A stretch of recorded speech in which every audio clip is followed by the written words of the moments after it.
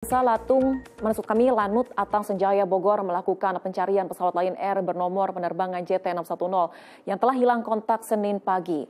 Nantinya pencarian akan dilakukan di sekitar perairan utara Karawang. Lanut Atang Senjaya Bogor langsung bergerak cepat dengan melakukan pencarian hilangnya pesawat Lion Air bernomor penerbangan JT610 yang telah hilang kontak sejak Senin pagi. Dengan menggunakan heli Bolko HR-1519, pihak Lanut akan memfokuskan titik pencarian pesawat yang menuju Pangkal Pinang ini di area perairan utara Karawang.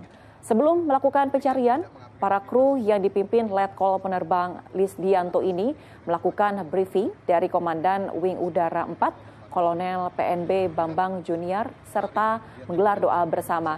Nantinya pihak Lanut Atang Senjaya juga akan mengirimkan helikopter Super Puma dan Karakal dari Sukadron 6 dan 8 untuk membantu pencarian pesawat Lion Air tersebut.